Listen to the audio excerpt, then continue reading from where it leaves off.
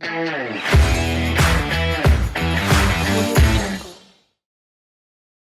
no episódio de hoje nós vamos falar sobre liberdade e inovação no design arquitetônico. E eu estou aqui com o William Medeiros, que é diretor técnico e comercial da Stó, que é referência em fachadas ultra leves e pré-fabricadas. William, obrigado por estar aqui com a gente, por topar bater esse papo conosco e falar um pouco mais sobre o que a Stó está trazendo esse ano para a House Decor. Será um prazer. O assunto me apaixona. Eu sou engenheiro de formação e a Stó, como uma empresa de origem alemã, tem uma série de tecnologias e todo engenheiro deveria conhecer. Então, que a gente seja, através desse bate-papo, capaz de estimular muitos cérebros técnicos por aí. Trazer um pouquinho de informação do que tem de mais novo no mercado, né? E aí, como você disse, a Stó tem um mercado muito grande fora do país, né? É uma empresa alemã muito consolidada. E como foi a chegada dela aqui no Brasil? E quais são os principais diferenciais que vocês trazem dessa solução para cá? A Stó está presente em mais de 80 países. Nosso negócio de revestimento começa em 1835, quando uma fábrica de revestimentos foi adquirida, uma fábrica que foi fundada em 1835, foi adquirida pela família Stó. E de lá para cá, o que a gente vem tentando é apresentar para o mundo soluções inteligentes, principalmente para a fachada. Nós somos uma empresa de revestimentos.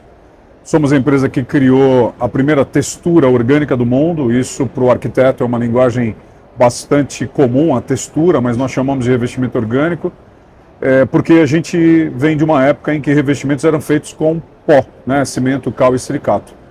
E a chegada no Brasil foi estimulada por alguns fatores, é óbvio, nunca é só um, mas talvez o principal fator tenha sido a norma brasileira de desempenho.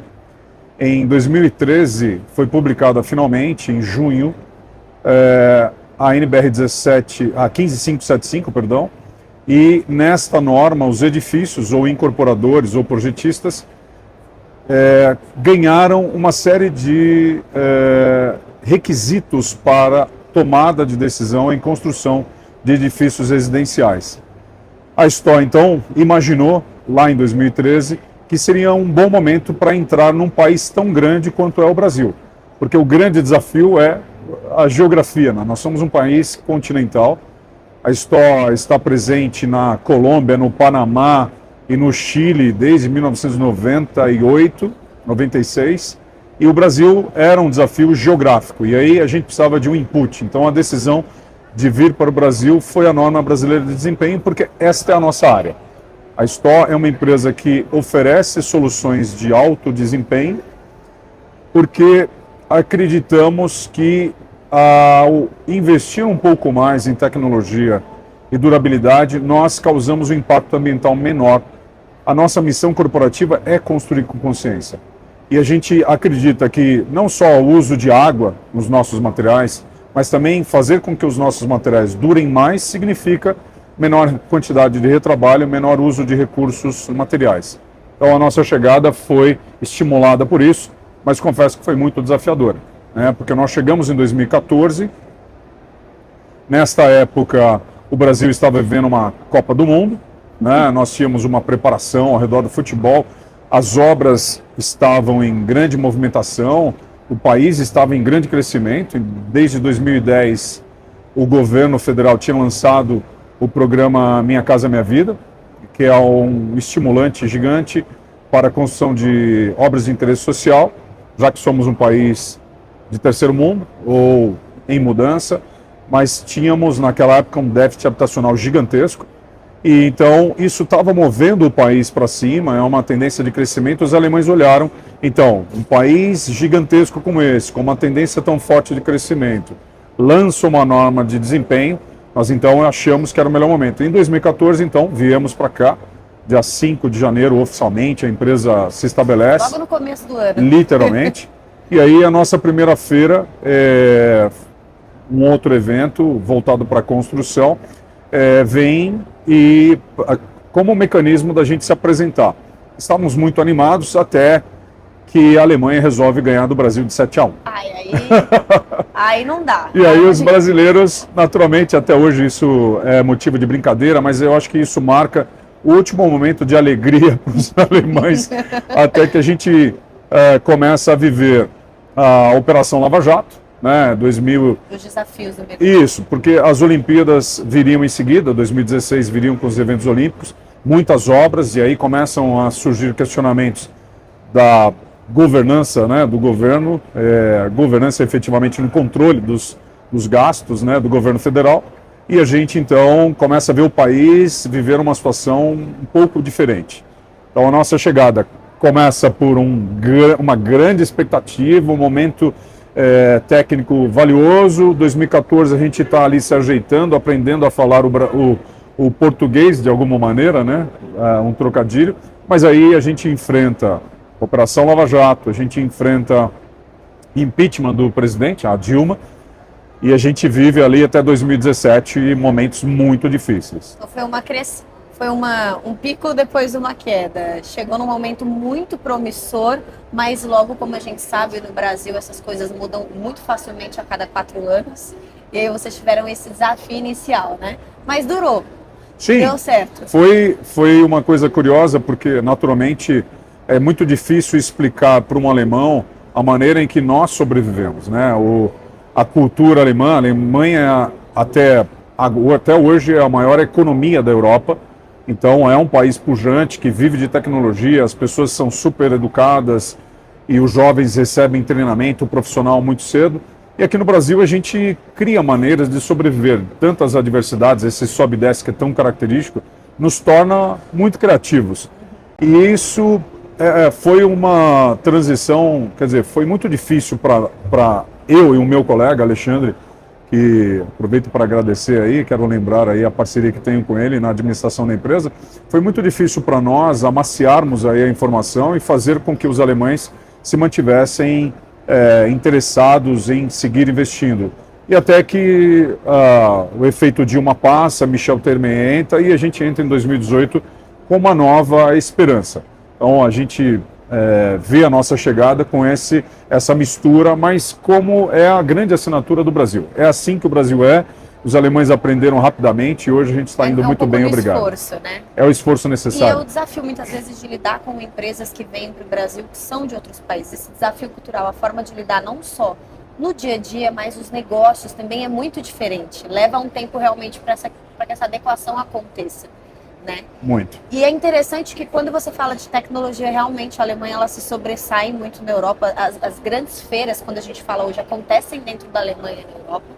E quando a gente fala então dessa inovação da STO, de fachadas aí pré-fabricadas e ultraleves, como que elas funcionam na prática e quais as vantagens em relação aos métodos tradicionais?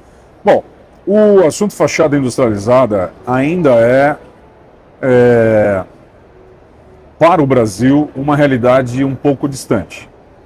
Porque até pouco tempo atrás, e até hoje, de certa forma, a legislação brasileira, as questões tributárias, estimulam as empresas a contratação de mão de obra. Porque a gente tinha muita mão de obra disponível, então a legislação brasileira estimula a contratação de operários no canteiro de obra para executar a obra. Você prefere levar essa população para o canteiro de obra e ocupá-la. A questão tributária desestimula a industrialização, porque eu tenho que pagar imposto de importação sobre os materiais que eu compro para levar para uma fábrica. E com então, você tem benefícios fiscais. Isso. Então, primeiro, é importante contextualizar que nós estamos no Brasil há 10 anos falando de industrialização. Naturalmente, a fachada industrializada ou a fachada pré-fabricada ainda está disponível, nós temos uma experiência enorme, já até quero detalhar isso, mas ainda é uma pequena parcela do mercado que tem interesse e que tem potencial. Primeiro, por causa da questão da legislação, mas segundo, porque nós somos um país que a economia da construção civil está ainda muito baseada no déficit habitacional, ou seja, a boa parte da construção está na construção de edifícios residenciais, onde a velocidade, fazer mais rápido, não é exatamente interessante, porque eu tenho que financiar a construção durante o imóvel, porque depois eu tenho que dar um tempo para as pessoas pagarem. Então, nós trouxemos para o Brasil há 10 anos atrás uma série de inovações. A fachada pré-fabricada é uma delas, a nossa principal, é a nossa menina dos olhos, mas eu quero aproveitar esse nosso tempo para contextualizar algumas outras inovações. Primeiro, o padrão de qualidade. O alemão tem o inverso, pouca gente disponível para refazer trabalhos. Então, a qualidade de uma tinta que a Stoll fabrica, por exemplo, ela dura no mínimo 3 vezes mais do que os fabricantes aqui no Brasil. Por quê? Porque aplicar um produto ruim ou um produto bom usa o mesmo tempo do pintor. E, no entanto, se o produto dura pouco, eu tenho que voltar para repintar. E eu não tenho a disponibilidade na Alemanha de pagar alguém de novo para fazer um serviço já feito.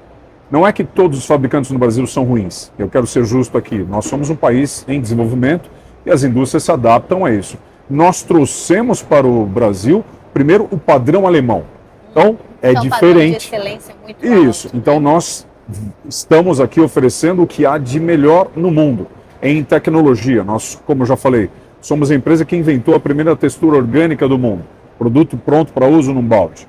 Segundo, nós criamos a primeira tinta com nanotecnologia que gera um efeito autolimpante na fachada. Então, imagine que você, um arquiteto, um construtor, quer fazer uma obra, uma fachada de um edifício branco, de cor branca, em uma avenida muito movimentada ou uma região com muita terra, poeira, um ar seco.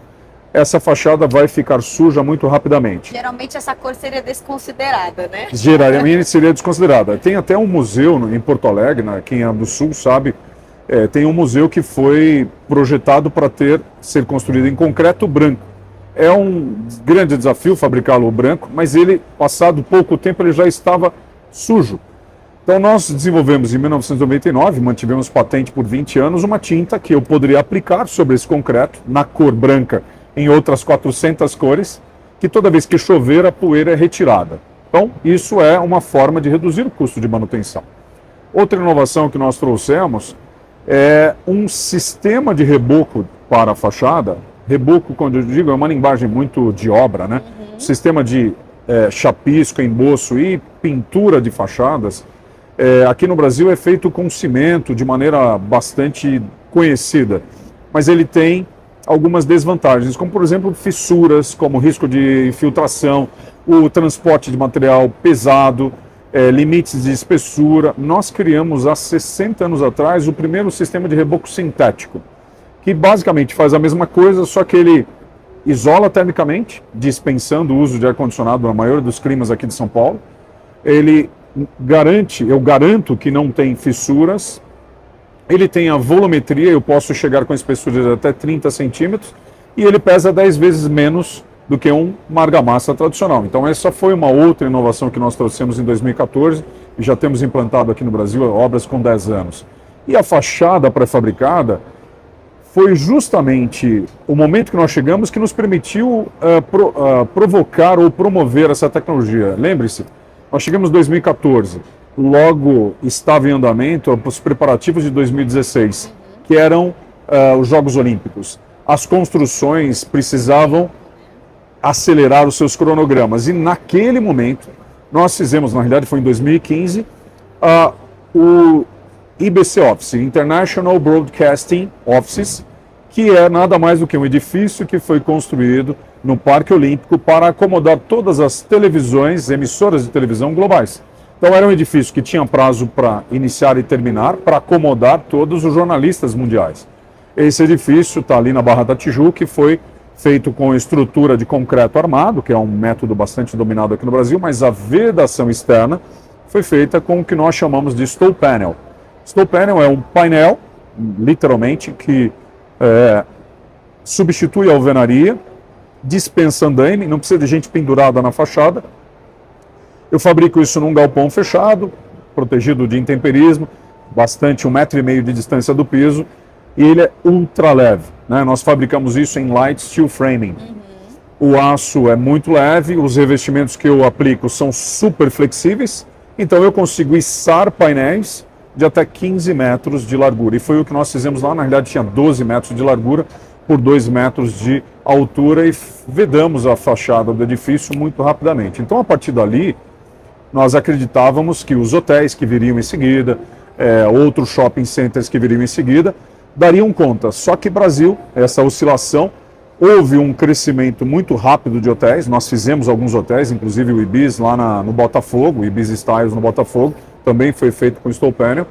Mas aí houve um crescimento tão grande de disponibilidade de vagas de hotel que aí o mercado falou, opa, para de hotel.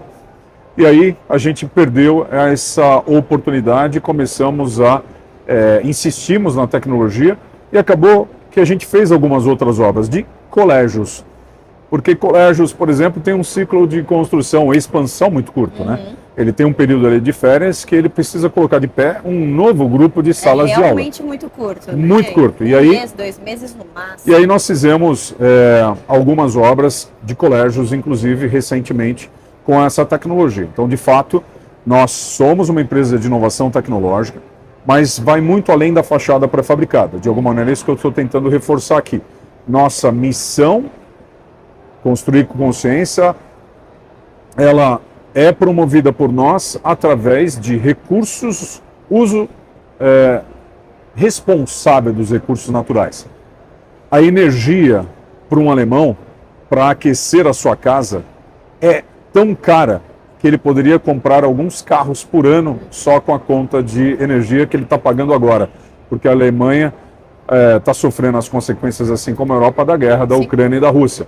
Então o gás aumentou muito. A questão de controle de temperatura é muito importante para os alemães. Aqui no Brasil a gente não dá tanta importância assim, porque às vezes a gente nem usa ar-condicionado, a nossa energia, nossa matriz energética é 85% à base de água. Então a gente tem um apelo menor para essas tecnologias de reboco sintético, por exemplo. A gente tem uma urgência diferente, né? Uma urgência diferente. Eu acho que essa é uma excelente expressão. Então, o que eu quero aqui reforçar somos uma empresa que vai muito além disso. Mas, por quê? Porque muitas vezes a gente foca na fachada industrializada, mas eu não estou com pressa de fazer a obra. Tá bom, então vamos adotar outras práticas, outros produtos store que elevem a qualidade da construção, que disponham ou que necessitem de mão de obra que está um pouco mais disponível e que ela não sofra tanto para aplicar, porque a gente tem que ficar de olho nisso. A mão de obra está se afastando de construção civil, porque é um ambiente insalubre, recebe pouco treinamento, não tem plano de carreira, é melhor a gente ficar de olho nisso. Você falou esse ponto também que é muito importante das fachadas pré-fabricadas, porque não é só rapidez na construção, né? Mas é a preocupação com o meio ambiente, que é algo que já está na alma da Store. Verdade. A segurança do próprio operário, né? O uso do material, quando eu vou para uma industrialização, a perda diminui significativamente. Eu posso reaproveitar parte dos materiais que eu não reaproveitaria numa obra. Eu diminuo o transporte de materiais, porque é pegada de carbono. Mas a segurança do operário, o ambiente de trabalho controlado que a industrialização traz é uma verdade. E hoje aqui no Brasil já tem grandes empresas fazendo construção tridimensional pré-fabricada, assim como existe no mundo. A tecnologia está disponível, tem empresas aqui maravilhosas. A Store, na realidade, ela está focada em fachadas bidimensionais pré-fabricadas que são entregues coloridas. Então, é importante deixar claro que para fazer uma fachada com StollPanel, o arquiteto não precisa mudar nada. Basta ele entregar o projeto arquitetônico para a Store, um afiliado Store vai fazer o que a gente chama de quebra de painéis e dividir ali a fachada em panos, né, ou painéis, e isto vai ser fabricado estruturalmente, revestido, embalado e transportado para a obra. E ele também será içado até o local e nós entregaremos a vedação pronta. Por fora, por dentro, estão visíveis os perfis como se fosse o drywall e você, construtor, instalador, montador, vai pegar uma placa de gesso acartonado, que a Associação Drywall vai me bater agora por falar assim, mas o drywall, e fixa nessas subestruturas e aplica a pintura, né, com as camadas tradicionais que virão. Então é um combinado muito inteligente. Isso traz uma certa flexibilidade para o arquiteto também trabalhar dentro do projeto, né? Como é que isso colabora para que o arquiteto possa, você falou, não tem muita mudança em termos estruturais dentro do projeto, mas isso traz para ele uma flexibilidade nesse trabalho, nesse projeto? Essa flexibilidade que ele tem hoje, no final das contas, que ele julga ter com os métodos tradicionais, ele não abrirá mão. Mas eu acho que a Stó oferece ainda mais possibilidades. As volumetrias que nós somos capazes de fazer, nós temos algumas fachadas em outras cidades, fora do Brasil inclusive, mas aqui em Curitiba, que tem uma volumetria toda elaborada para um projeto neoclássico, mas a gente tem algumas fachadas um pouco menos ortodoxas, com variações de volume em multidirecionais, com até 30 centímetros de profundidade. Isso ele não conseguiria fazer com um reboco. E com a Stó ele consegue. Uma outra coisa é que a Stó fabrica o próprio pigmento. Nós temos cerca de 800 cores padrão que são pigmentadas por computador. Então eu só reforço a liberdade que ele já tem. Nós temos pelo menos 60 relevos ou texturas, né, como essa que a gente sente aqui nesse tecido. Isso também é um componente importante. Então nós temos pelo menos 60 relevos diferentes. Então não só a liberdade que ele já tem, mas eu acho que nós acrescentamos, inclusive, nós vamos falar de lançamento daqui a pouco, nós trouxemos aqui para House Decor dois lançamentos que são coerentes com fachadas ultra leves. Apesar de parecerem muito pesados, o Stockcast Wood e o Stockcast Brick, eventualmente a gente vai ter um gancho melhor para falar sobre isso mais detalhadamente, mas são revestimentos que dão um aumento, incrementam a liberdade criativa do arquiteto. Isso é todo arquiteto quer. Desejamos atendê-los. E isso que é interessante, esse tipo de alternativa, ele é factível para diferentes portes de projetos, né? Desde residenciais até comerciais. Como você falou, o Brasil, ele tem ainda muita habitação voltada para essa necessidade do quê? De dar casas ao povo. Sendo direto bem e claro, bem simples. Então, como é que é esse processo de personalização da Stó para poder adaptar soluções para cada uma dessas necessidades do mercado brasileiro? A verdade é que a tecnologia, de alguma maneira, ela é míope aonde ela vai ser aplicada, né? Nós poderíamos aplicar o Stall Panel em qualquer edificação. Tecnicamente, não há uma limitação. A única limitação é financeira. Se eu tenho uma construção baixa, eu tenho riscos mais controlados, eu não tenho tanta atratividade como o Stall Panel. Quanto mais altos os edifícios, mais atratividade eu tenho, porque há mais riscos, mais imprevisibilidade na construção. No nosso entender, a prioridade da fachada industrializada está nas obras comerciais. Principalmente porque quem explora o edifício, gerando capital como um hotel, um shopping center, um hospital, uma escola, a partir do momento que os portões estão abertos, ele está gerando receita. E isso, quando eu pego um cronograma de obra tradicional, pelo menos são 24 meses para construir um hotel. Um hotel Ibis, por exemplo. Eu até provoco aqui o pessoal da Core, quem projeta hotel, para fazer essa conta comigo. Se você pegar um hotel Ibis com 10 ou 12 pavimentos, que é o menor possível, ele vai levar no mínimo 24 meses para ser executado, com o processo tradicional. Se o empreendimento for idealizado para subir uma estrutura de concreto moldado em loco, fazendo pilares e lajes, que leve 6 meses, a vedação dessa fachada, que tem mais ou menos 4.500 metros quadrados, nós conseguimos deixar pronta em 20 dias úteis. Então, uma obra de 24 meses, 6 meses ela faria a estrutura, 1 mês a mais ela faz a vedação. E ela vai levar no máximo mais 3 meses para fazer o acabamento interno. Isso quer dizer que a gente pode baixar de 24 para 12, vamos ser econômicos aqui nesses prazos, com 12 meses do hotel aberto, com ocupação de 50%, o valor gerado de receita paga o investimento da fachada industrializada. Então, o que eu quero dizer com isso? Como nós diferenciamos, como nós dirigimos, a verdade aqui para o Brasil é que o nosso foco é conversar com o investidor que vai explorar o edifício. Nós já tentamos viabilidade econômica em alguns edifícios residenciais. Não conseguimos ainda, é verdade. Para obras que estão surgindo agora, por exemplo, em Santa Catarina, está ocorrendo um boom imobiliário, né? Investimentos em edifícios muito altos. E muito bonitos, né? Sim, muito elaborados. E lá tem alguns desafios adicionais, que é o período de verão, né? Então há um período de alta estação onde você não consegue circular com caminhões de materiais, a população que estava trabalhando para você ganha mais dinheiro vendendo coco na praia, então você não tem como executar obra nesse período. Então há uma expectativa nossa e de alguns clientes nossos que já estão lá no litoral de Santa Catarina, para que mesmo esses edifícios residenciais comecem a analisar a matemática financeira de maneira diferente. Mas a verdade é que nós aprendemos, depois de 10 anos aqui no Brasil, é que eu tenho que olhar o padrão alemão, o padrão americano e o padrão brasileiro. Então eu quero aqui deixar claro também que a Stó, depois de 10 anos, assim como ela fez em outros 80 países, nós somos uma empresa global, mas que temos que nos adaptar à localidade, né? O Brasil tem necessidades diferentes e eu confesso que o maior volume de obras que nós temos hoje no Brasil está no Minha Casa Minha Vida. É óbvio que não é com fachadas pré-fabricadas, são com outros materiais onde nós também trouxemos algumas inovações. Então as obras no Brasil eu tenho de todos os tipos, a gente só precisa escolher o projeto mais adequado.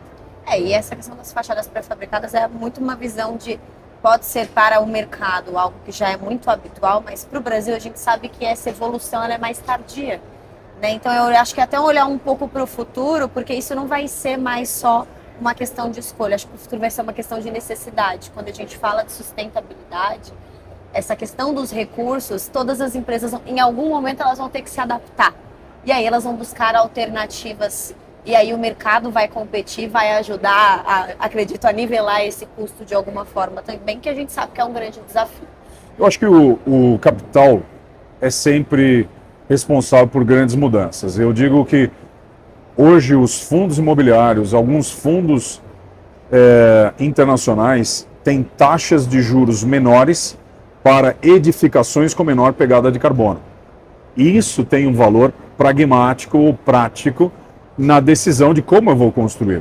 Se a taxa de juros é menor, se eu diminuir a pegada de carbono, minimamente, quem vai construir vai se fazer a pergunta, qual é a minha pegada de carbono?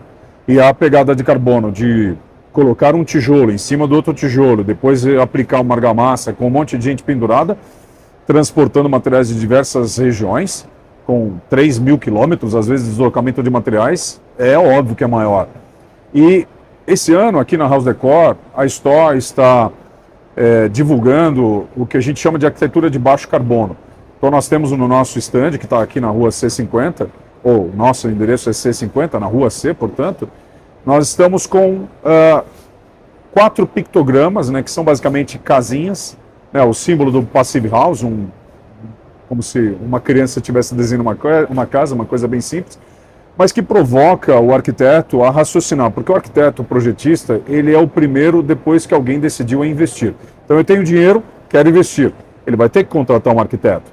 E o arquiteto, então, a gente provoca ele para pensar numa arquitetura de baixo carbono da seguinte forma, ele tem que analisar por 4 pontos de vista: a sustentabilidade dessa edificação, a função dessa edificação, a estética dessa edificação e qual o serviço que essa edificação traz para o local onde ela vai ser construída.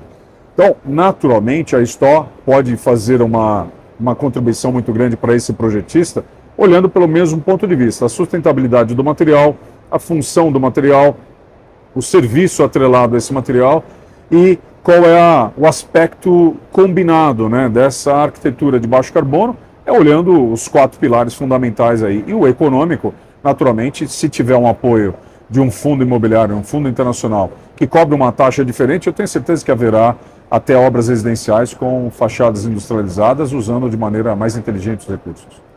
Falando dos lançamentos que a Stó trouxe para a House Decor desse ano, conta um pouco para quem está nos ouvindo, o que eles vão encontrar no stand. Legal. Nós estamos reforçando, primeiro, a construção leve, e para isso nós precisamos de revestimentos mais leves. O Brasil é um dos maiores fabricantes de revestimento cerâmico do mundo. Acho que nós somos o 3º maior fabricante de revestimento cerâmico do mundo. Então o Brasil tem muitas fachadas com revestimentos. Nós estamos trazendo o Stockcast Wood. São ripas de madeira com 1,80 m, cerca de 15 centímetros, são 15,8 centímetros de largura, que permite você revestir uma fachada com argamassa tradicional, né?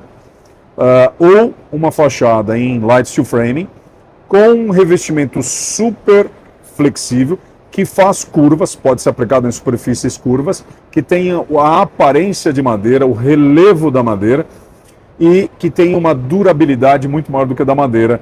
Eu não tenho risco de cupim, eu não tenho risco de desprendimento, não tenho eflorescência, porque todos os componentes do revestimento são feitos para aguentar o intemperismo por pelo menos 20 anos. Então, nós chamamos de Stock Cast Wood, é uma tábua de madeira fundida em resina. Eu uso carbonato de cálcio, algumas resinas e pigmentos e coloco uma fibra de vidro dentro, então eu faço como se fosse um carpete, só que para a superfície vertical. Nós não fazemos piso, hein, gente? Nosso negócio é parede, fachadas ou paredes internas. E aí, o Stock Cast Wood é um dos nossos lançamentos ainda mundiais. Nós trouxemos outras 15 cores do que já existia antes, e essas cores, inclusive, são naturalmente muito fidedignas aos tipos de madeira mais tradicionais usados em revestimento, mas ela tem como principal diferença a leveza.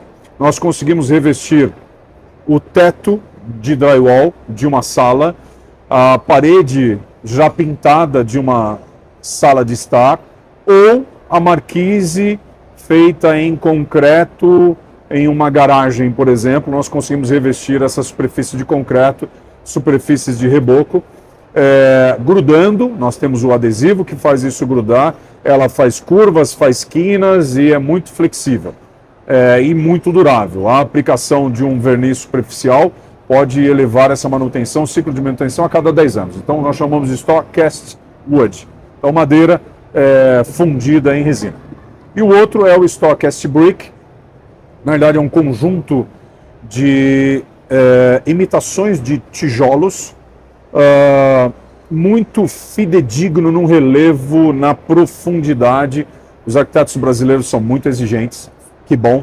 O mercado brasileiro é um mercado muito exigente. De acabamento, né? É muito exigente, e isso é legal, então isso provoca a indústria de maneira diferente. E esse ano, então, nós trouxemos o Cast Brick como uma opção de revestimento flexível, leve, mas com aparência de tijolo. Quem vai em Nova York e naturalmente também já foi em Bogotá ou em Medellín, na Colômbia, há uma quantidade enorme de fachadas em tijolo. Aqui no Brasil, o shopping Cidade Jardim, ali na Marginal, por exemplo, tem um tijolo em boa parte da fachada que é importado da Inglaterra. Então imagine aquela aparência do tijolo, rústico, irregular, com variações de tonalidade de queima, só que fininho, com 6 milímetros, grudado com um adesivo super flexível, com uma variedade grande de cores, que pode ser aplicado até em cima daquele tijolo que está lá já aplicado. Então eu tenho uma aparência muito fidedigna ao tijolo, e eu faço curvas, eu tenho acessórios que vão fazer os cantos, as vergas e contravergas dos vãos de janelas e portas, e tem 30 formatos, tem pelo menos 300 cores e outras 30 combinações de relevo, defeitos, quinas, cantos e formas irregulares. Então, a criatividade nunca esteve tão estimulada quanto com o Cast Brick e Cast Wood. E as texturas é algo que tem vindo muito forte na arquitetura, né? A volta das texturas, do sentido, e que essas texturas transmitem também para dentro dos ambientes e dentro dos projetos também. Então, acredito que seja muito nessa tendência que a Stó também está olhando para esse mercado. E realmente, o mercado brasileiro é um mercado extremamente exigente. Às vezes a gente conversa com outras empresas que também vêm dos mercados de fora, e é sempre o desafio entender o mercado brasileiro para o mercado do mercado fora, que às vezes é muito padronizado, e chegar aqui e entender que a padronização muitas vezes ela não é feita, né? Cada um olha para o teu projeto de um jeito, é um desafio muito grande, mas acho que é o que enriquece também a nossa cultura, é o que traz essa personalidade, né? E qual que é a importância para a Stó estar dentro da House? É o primeiro ano, não é? Conta um pouco para a gente. Para nós, a House Decor é uma porta de acesso ao público que está envolvido com decisões estéticas, técnicas e também financeiras. Nós acreditamos que o arquiteto é capaz de prever o futuro, e nós acreditamos que a House Decor nos dê acesso a arquitetos. Não é o nosso primeiro ano, na realidade nós participamos da primeira edição também, então estamos desde a primeira edição.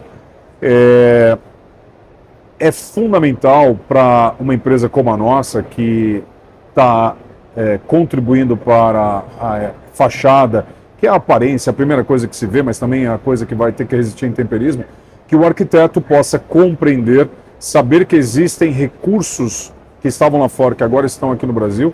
Então a House Decor, nós entendemos que é capaz de nos dar acesso a esse público que está preocupado com a estética e que até ontem achava que só a cerâmica, e eu volto a dizer, o Brasil é muito bom em cerâmica, só que tem um detalhezinho, a cerâmica é maravilhosa, dentro das pirâmides você tem faiança, então são milenar a durabilidade de uma cerâmica. O problema é que ela é fixada com um tipo de adesivo por um ser humano que está pendurado a muitos metros de altura, tomando sol e vento.